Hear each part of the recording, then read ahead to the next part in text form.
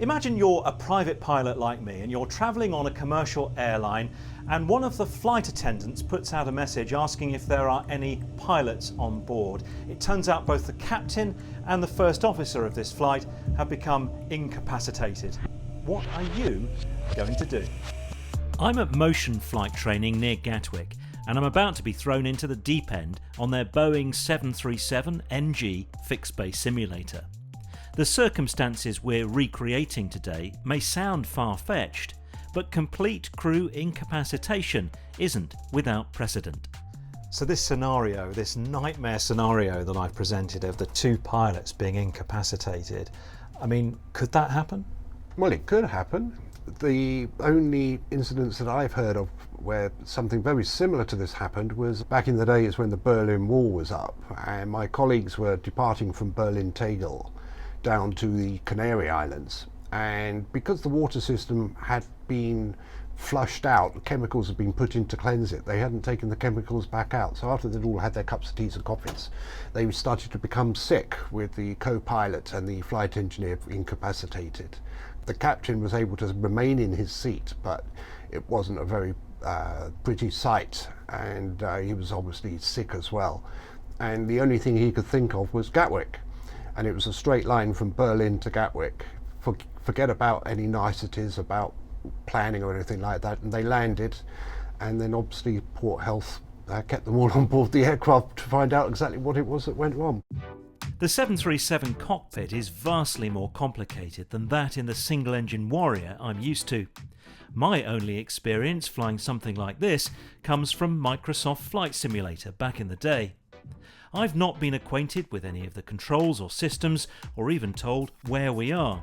So will I be able to get this aeroplane and its passengers on the ground? It's time to find out. So, I'm the only one in here, and I've got to try and work out what's going on. We are flight level 260.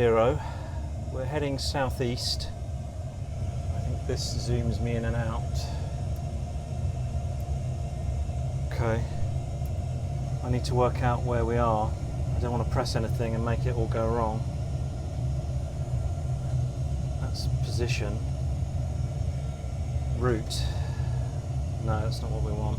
I need to try and work out how do I get this legs. There we go. So we're 28 miles from Sam, and that must be Sam ahead. So we're quite close. How do I move the chair forward? Is it this one?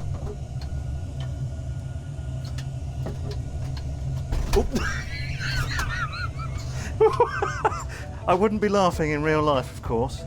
Using my computer flight sim experience, I've been able to work out that the aeroplane is 28 miles west of Southampton. But with no time in an actual 737 cockpit, practical matters like knowing how to position the seat present a big challenge. There we go, there we go.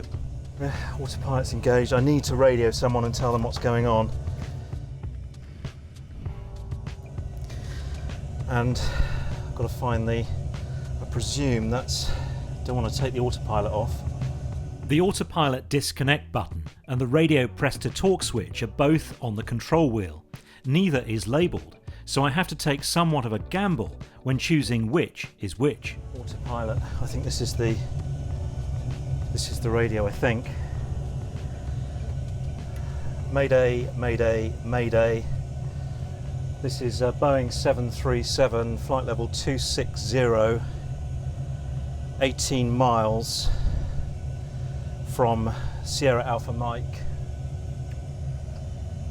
Over. Aircraft declaring Mayday. Can you confirm your transponder code, please? Currently squawking 7132. Confirm 7132. Affirm. Can you change, please, to 7700? Standby. Right, I'll set that to standby. 7 7 00. This is Mayday calling, squawking 7700. Over. Okay, motion 001, you are identified, flight level 260, your mayday is acknowledged at time 1605. Can you please confirm the nature of your emergency? Motion 01, all crew incapacitated. I'm a private pilot. There are no other pilots on board.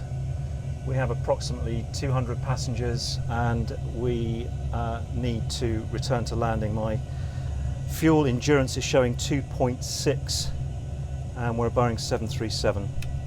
In a situation like this, among other things, air traffic control will likely get a 737 pilot on the radio. One would hope they'd be able to give me instructions that will help me control the aircraft towards a safe landing.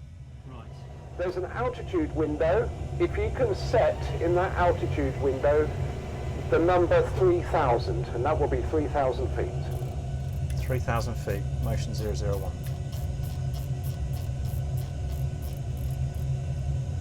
Okay, 3,000 set, motion 001. Okay, and motion 001. To enable you to descend to this altitude of 3,000 feet, you will see a switch on the bottom of this panel, and it's LVLCHD, it's level change. If you see that switch and press it. Pressing level change, motion 001. Okay, motion 001. The thrust levers, are they forward or backwards? The throttle levers are retarded at motion 001. Okay, excellent. Okay, so now you're in the descent towards London Gatwick. We've got flat lever here, what looks like the trim here, speed brakes here. I tune the ILS receiver to Gatwick and feel quietly confident, barring any curveballs, that I can get the aeroplane lined up for approach. Alan, who's had a 35-year career flying passenger aeroplanes, agrees.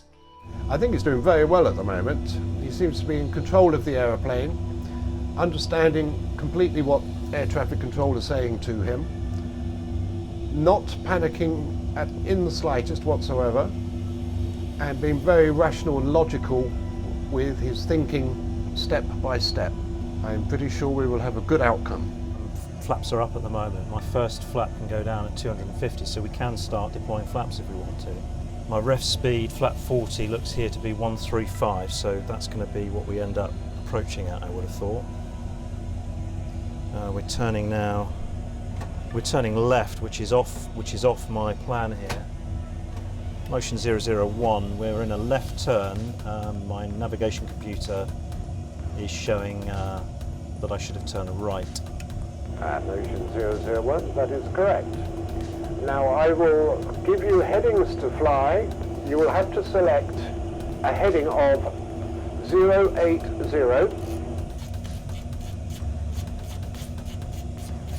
Heading 080. And below that window, press heading select, HDGSCL. Now the aircraft should start to turn to the right. Affirm, motion 001. Everything that John has done so far and that he's assumed to be happening is quite correct. His actions are very good. He noticed that the aircraft was turning the wrong way and requested assistance and help from air traffic control. They gave him a correct heading to steer to make sure that the airplane was routing in the right direction. And motion 001, we're going to start slowing you down now. So do you remember the lever that says flap? Affirm.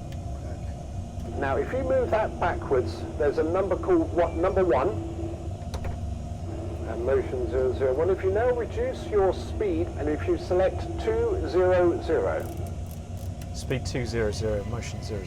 Using the flap lever once again, you will have to move it up and back to the number 5 position. Flap 5, motion 001. That's coming in now. So is this going to be set up for the ILS? Well, the ILS is showing there, but is it actually going to show me? I can see the glide slope and the localizer. We're going to ask you to put the undercarriage down now. And that was the lever with the wheel on. You'll have to pull it out and down. If you do that now. Gear coming down, motion 001, and what lights do you see in front of you above the lever? Stand by, motion 001. We've got 3 green, motion 001, passing through flight level 90. Excellent, motion 001. Motion 001, turn left onto a heading of north, that's 360 or 000. Turning left, heading north, motion 001. Motion 001, the QNH is 1013 at Gatwick. Motion 001, turn left now onto a heading of 300. Turning left, heading 300, motion 001. Further left onto a heading of 290. Left 290, motion To the 001. right of that heading buck, you will see a button which says VOR-LOC, Vorlock. Affirm. Okay, if you press that for me, please. VOR lock. That will automatically program the autopilot to intercept the localizer for runway 26 left. I show you with 28 miles to landing. So I'm just looking to see that we level off at 3,000 here now. And Mayday motion 001 on my radar display. I show you intercepting the localizer for Gatwick's runway 26 left. Well done. This aeroplane, when configured correctly, should be able to land itself. Air traffic control, with the help of a 737 pilot and a bit of Microsoft Flight Simulator experience on my part, has got us lined up on final approach. I'm just hoping now that luck remains on my side. Motion 001. Using the flap handle, flap lever, if you select the number 15, so move the handle back to 15. Flat 15, motion 001. We have green lights and 15 is identified, motion 001. We've got an overspeed warning. Motion 001, if you set speed, please to 170. Speed 170, motion 001. I think that at the moment, with the autopilot flying the aircraft with the correct speed set, the aircraft has the wheels down, has the flaps in a position which is safe for landing. I think that there's a 90% probability that we're going to have a successful outcome to this landing. Below the button you pressed, which says Vorlock, there is approach. Can you press approach, please? Approach is now set, motion 001. And in front of you, or above the blue sky of the artificial horizon to the right, should be a white GS. Do you have a white GS? A firm motion 001. Excellent. So we're 13 miles and we're at 3,000 feet. We would, on a 3 degree, we would be descending from that 369, or 3 divided by 3, 10 miles. So we should be beginning our descent shortly. So Motion 001. We now need to set the landing flaps. You will be starting your descent on final approach in 2 miles in 40 seconds. Can we select the flap lever now, please, to 30? flap 30, motion 001. And set the speed, please, to 150. Speed 150, motion 001. And glide slope is alive, motion 001. Motion 001, that is copied. It's a beautiful day in London Gatwick. There is no wind, it's clear skies, and you should be able to see the airport very shortly, straight ahead in front of you out of the window. Motion 001, field in sight. Motion 001. On the panel that we discussed earlier with the speed, the heading and the altitude, if you move from left to right, you will see 2 buttons which says Charlie Mike Delta, which stands for command. They're on the right hand side next to your course selector. See command, motion 001.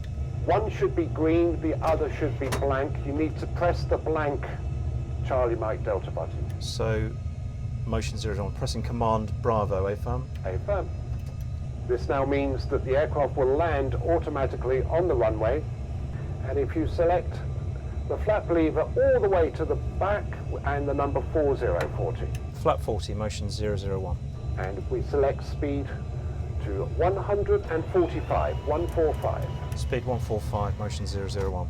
And will I need to do anything once we touch down, brakes or anything like that? At Motion 001, the crew should have selected the auto brakes. My apologies, I should have mentioned this. Above the engine instruments on the centre television display, you will see a word auto brake. Affirm. Now, if you select that to the far right position, which is max. Auto brake set to max, Motion 001.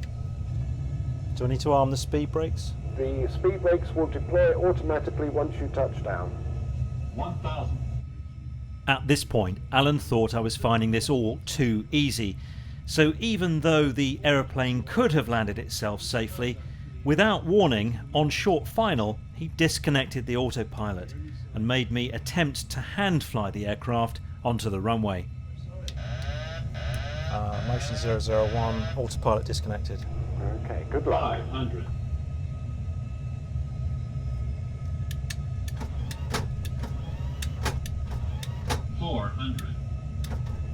At Motion 001, you will hear various call-outs of altitude.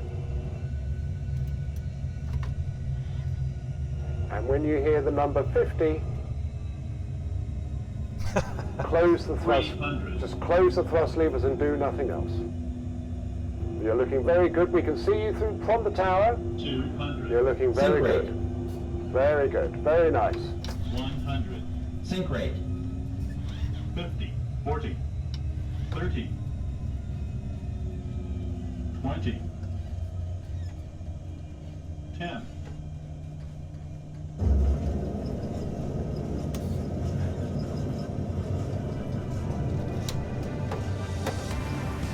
The flying reporter has saved the day, with quite a lot of help from the voice in my ear.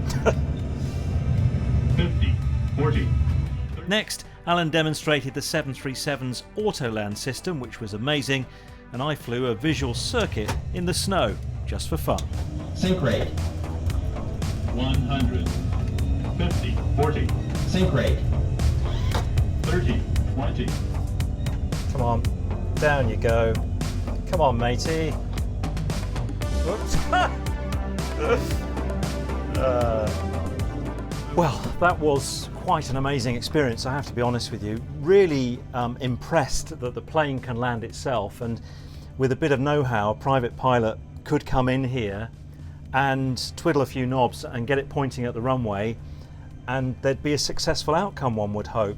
I mean, I've got the benefit of having played a bit on flight simulators, so this cockpit is pretty familiar to me. I think I know what most of the buttons do, but as you saw, I was struggling a bit at the beginning. As for the manual flying, so different to flying my PA28, and that visual circuit was probably the worst circuit I've ever done. But yeah, thrilling experience, and really nice to come and have a bit of a play, to be honest, and it's just good fun. My thanks to Alan at Motion Flight Training for inviting me along. Next time I'll have a big announcement to make about my future flying. Stay subscribed to the channel to be in the know. Fly safely, my friends.